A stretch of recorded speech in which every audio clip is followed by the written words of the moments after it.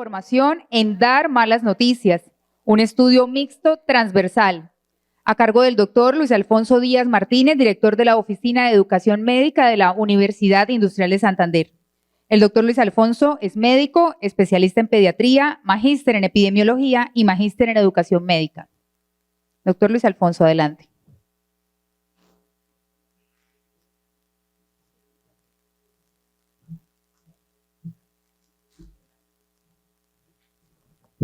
Buenos días a todos.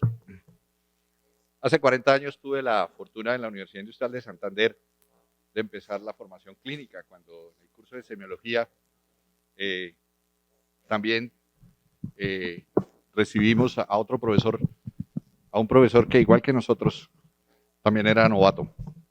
Nosotros estudiantes novatos en clínica, él novato en semiología. Esa persona muy importante en su momento, al fin y al cabo fue el primer modelo. Claramente lo que les voy a presentar lo tenía muy claro y lo tiene muy claro. Y hoy le decía al doctor William Reyes que gracias por ese ejemplo, porque como él, pocos y debiéramos aprender de esa generosidad y sobre todo de esa claridad en cómo atender a sus pacientes, cómo atender a los estudiantes y cómo permitirnos a nosotros desarrollarnos. Doctor Reyes, gracias otra vez, muy amable. Bien, experiencia que voy a compartirles es producto de dos cosas que afortunadamente se dieron. Por un lado, el trabajo con el semillero de investigación que tenía en su momento, por allá en el 2012, 2014, los estudiantes se quejaban, o por lo menos uno recibía la sensación de que tener que enfrentarse a dar malas noticias era una cuestión bastante incómoda, porque muchas veces eran los pacientes, eran las únicas personas a las cuales los pacientes podían abordar con comodidad y que terminaban, que era imposible eludir, ¿sí? Y que debutaban de una manera bastante imprevista, sin ningún tipo de formación, ni entrenamiento, ni reflexión, y que para algunos era traumática. Y por otro lado, durante el proceso pues, de desarrollo personal, la necesidad de continuar desarrollándose me llevó a explorar lo que era educación médica, inicialmente con una intención personal, y pues se ataron dos cabos. Sin embargo, la segunda cuestión también fue una fortuna, y es que en la Universidad Industrial de Santander, donde estoy desarrollando mi segunda etapa como profesor, comenzó también toda una reflexión alrededor de esas cosas que podemos llamar como habilidades no blandas, y en las que en cierto momento, en la reflexión muy informal, nos llevó a entender un poquitico este modelo que es un modelo ya del 2002, Jasper, ¿sí? En donde claramente el concepto de médico seguro, ¿sí? Competente y confiable, ¿sí? Lo llevaba a uno a pensar en 6 dimensiones y en las que claramente 3 de ellas éramos relativamente fuertes, ¿sí? Éramos fuertes en cuanto a que trabajamos en habilidades técnicas, sabíamos más o menos enseñarlas, más o menos facilitar espacios. Teníamos capacidad para transmitir conocimiento, y valga la palabra transmitirlo, ¿sí? En lo que éramos también fuertes y tratábamos de mejorar. También teníamos una cierta capacidad para lo que tenía que ver con las interacciones entre los médicos en formación y los pacientes y sus colegas, a través de esa pirámide de formación del profesor, residente mayor, residente menor, interno, estudiante pequeñito, ¿sí? Pero cuando uno miraba las otras 3, comenzaba a patinar, ¿sí? Comunicación, valores, manejo de emociones. Y surgió un símil que era el de la ortografía. Es decir, la ortografía como elemento fundamental de conocimiento para transmitir una información. Si usted no tiene ortografía y si tiene la buena mala letra que dicen que tenemos los médicos, ¿sí? Pues usted va a tener dificultades. Y venía la pregunta, ¿cómo formar a la gente en escribir bien y en comunicarse bien? Y siempre surgía, hagamos un curso. Pero la verdad es que no es el curso de ortografía, es el uso de la ortografía y la capacidad que tenemos los profesores de revisar eso dentro del contexto que se está aplicando. Lo mismo ocurre con comunicación, ¿sí? Comunicación en cualquiera de los escenarios. Así, Sarah Connors le esté dando consulta a la Mujer Maravilla, ¿sí? Como se ve aquí en esta fotografía, ¿sí? Tiene que ver con una serie de elementos que hacen agua, en particular cuando el fenómeno de la comunicación que se da entre el médico, sea el supermédico o el estudiante recién llegado, pero que para la familia y para los pacientes cumple ese rol. Ellos saben que son estudiantes, pero sigue siendo su médico, ¿sí? Ese médico se enfrenta a dar malas noticias, a la buena o a la mala, y todo el cuento de la comunicación hace aguas. Entonces, desde esa perspectiva que les contaba, empezamos a hacer una revisión conceptual y en general lo que hay en la literatura es que para las familias, para los pacientes, es un asunto crítico, porque dependiendo de que se lleve o se lleve bien o se lleve mal, puede traducirse o no en enganche, en adherencia a los tratamientos. ¿Y por qué no? La grandísima mayoría de los conflictos médico-legales que hay es por ese tipo. Hace un año hubo un conflicto que terminó apareciendo en Newsweek alrededor de alguien insatisfecho porque la noticia mala sobre su propio cáncer se lo dio un sistema computadorizado con lenguaje robótico. Y hace menos de 15 días, una semana, salió en España también un conflicto donde una enfermera en su propio hospital, después de trabajar 30 años, cuando su esposo murió en el postoperatorio de un trasplante de hígado a 2 de la mañana, la llamaron, le dieron una información muy cortante y ni siquiera le permitieron verlo, y ella se sintió maltratada. Entonces, todo este fenómeno, pues, sin duda hay que tenerlo en cuenta. Cuando uno habla con los médicos, ¿sí? Y de esto hay información incluso desde el siglo XIX, ¿sí? Muchos tienen malas experiencias, toman una posición desinteresada. De hecho, hay reportes en donde hasta el cuarto, de hecho, la historia de la psiquiatría de enlace en parte empezó por eso. Necesitamos al psiquiatra de enlace para que le diga al paciente las malas noticias y lo atienda. Y de hecho volvió a los psiquiatras de enlace en un momento como los comunicadores de mala noticia y las aves de mal agüero. Igual que en muchos hospitales, la monjita con la campanita y la comunión, al que se le acercaba a darle la comunión, era de alguna manera una cuestión de, ese es el que se va a morir, ¿sí? Pasaba exactamente lo mismo. Entonces muchos profesionales tienen dificultades para entender eso, y ni se diga a los estudiantes. De esa manera que muchos estudiantes, muchos de nosotros nos tocó al azar. Yo tuve afortunadamente un buen modelo, ¿sí? Muchos debutan sin acompañamiento y hacen su entrenamiento de tal manera que ni siquiera hay momentos para reflexionar cuando tuvieron que trabajar eso. Si ustedes quieren ver más conceptualización de eso, hay esta publicación en la Revista Española de Medicina, de Educación Médica, en que se puede profundizar. Ya mirándolo un poquito ya más técnicamente desde la perspectiva de las teorías, existe pues el concepto de los grupos de aprendizaje, de los espacios de aprendizaje, ¿sí? De los ambientes. Y en ese sentido, el estudiante que está en la periferia, ¿sí? Y que se espera que a través de todas las actividades académicas, prácticas, etcétera, etcétera, él se involucre y termine involucrándose como miembro de lo que llamamos ser el médico. Es decir, todo ese proceso hace que usted llegue a ser médico o no, de buenas o de malas maneras o de manera completa e incompleta. Lo cierto es que en la teoría dice que para que usted llegue a ese punto, usted tiene que tener 3 elementos, que es lo que aparece en el cuadrito superior. Un dominio en términos del conocimiento, unas normas establecidas, que es lo que se espera de que haga usted dentro de ese contexto, y unas habilidades prácticas. Esas 3 cosas se pueden trabajar y que depende de lo que se esté hablando, pueden cambiar. Si nos ubicamos en el contexto de dar malas noticias, pasa exactamente lo mismo. Hay una serie de conocimientos, existe teoría sobre esto, hay protocolos y muchos, ¿sí? Existen normas establecidas de quién es el que tiene que dar la mala noticia o no, en qué escenarios, etcétera. O si no se habla de eso, entonces cae en el terreno del currículum oculto y entonces se hace lo que se puede, o del que termina tomando la decisión o el que tiene el poder para que algo se dé o no se dé. Y finalmente hay una serie de habilidades. Entonces, desde esa perspectiva, se puede construir un cierto marco conceptual alrededor de estas cosas como las más importantes. ¿Sí? Es decir, los actores, es decir, los estudiantes, los profesores, los pacientes, los protocolos, las mismas estrategias para dar malas noticias, ¿sí? Incluyendo la poca evidencia sobre cuál puede ser la mejor estrategia para hacerlo o no. Y finalmente, pues, la conceptualización en ese sentido. Aquí voy a presentar lo que hemos podido entender en un estudio que adelantamos en la universidad y que fue parte de mi trabajo de grado en la maestría en La Sabana, con un objetivo claramente tener esa cuestión de la comunicación de malas noticias más allá del mero empirismo de lo que le pase a cada uno, sino que darle una serie de elementos a través de cursos o talleres en las 3 dimensiones que les acabo de mencionar, pero que a su vez trascienda el currículum para que todos los profesores puedan trabajar eso como la ortografía.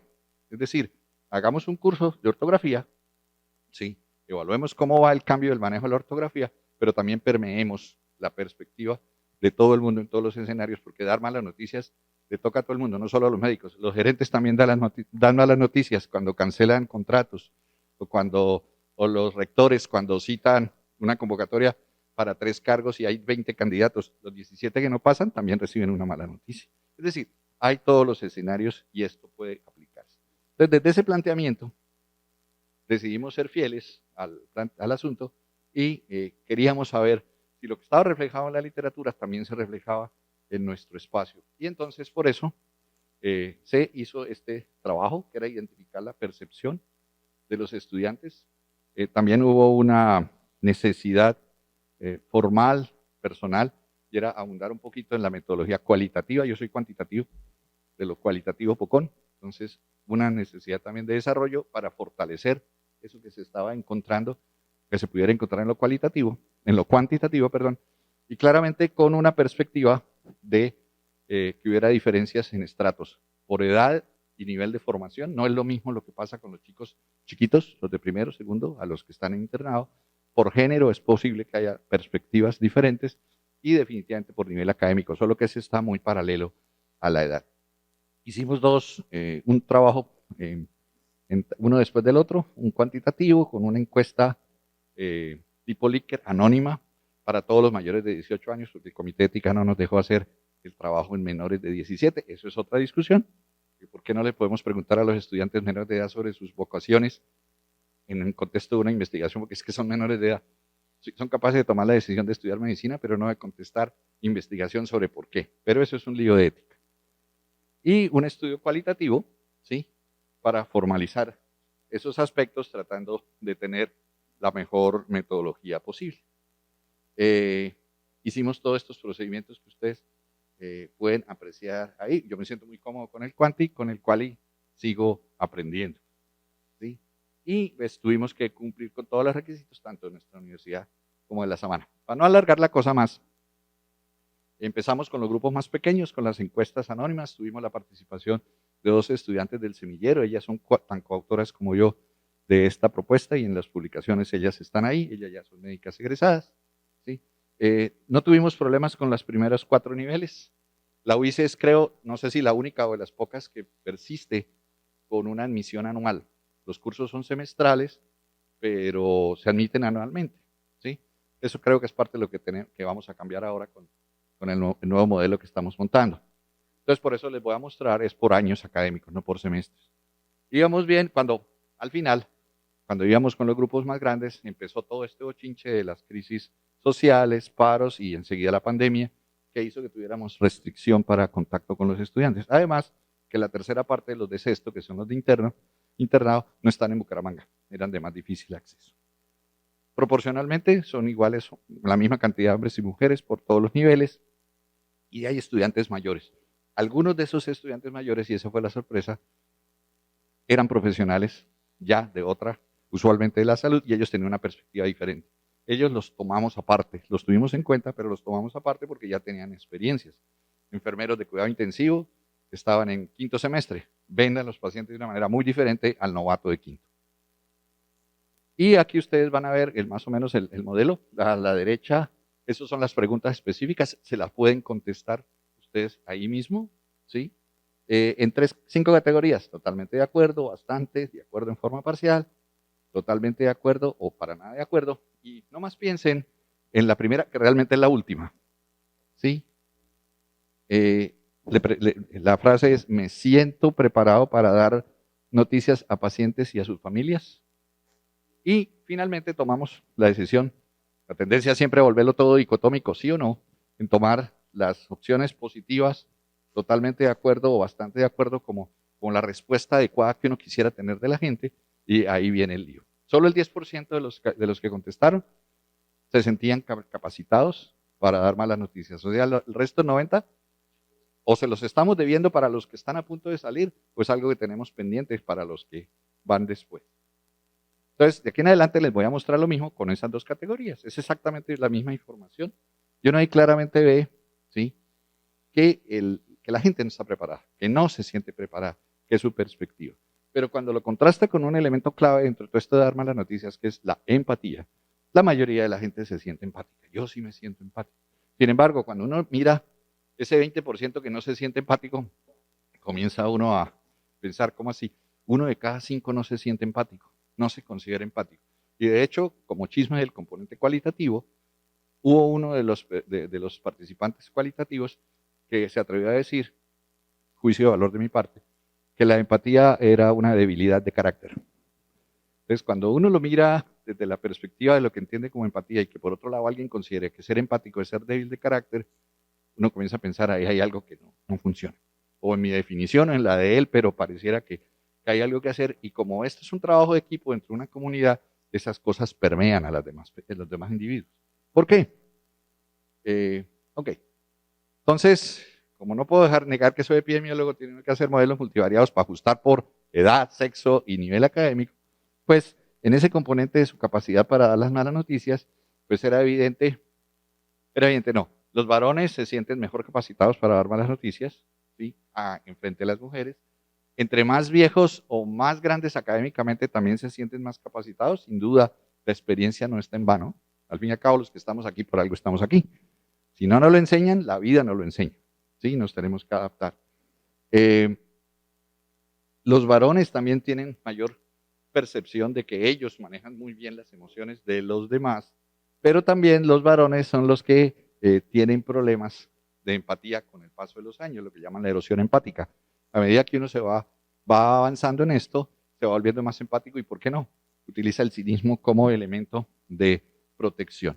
Ahí ustedes pueden ver el resto de cosas, no los voy a aturdir con todo este poco de imágenes, ¿sí?, de números, pero claramente encontramos que a pesar de ser un estudio transversal, a pesar de que tiene el problema de que la cohorte de primero no va a aportarse en sexto como los que hoy están en sexto, se llama efecto cohorte, sí somos capaces de ver el impacto que significa en nuestro modelo de primero tenerlos en salones sin contacto con los pacientes y después llevarlos en quinto, sexto semestre, tercer, cuarto año a la práctica clínica, en donde en otras cosas se van a enfrentar a dar malas noticias, porque es donde comienzan a tener más problemas. Todo en un ambiente silvestre.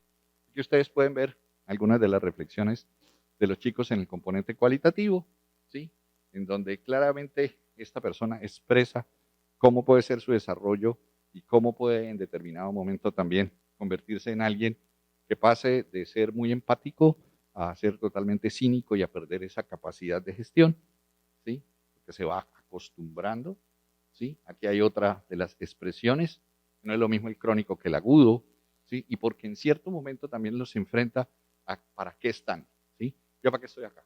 Va a ver morir a la gente miserablemente cuando, en este caso, tengo aquí el paciente, el recurso está al frente, pero por una razón de seguridad social no puede ir porque es que no lo puedo pagar ni yo tampoco.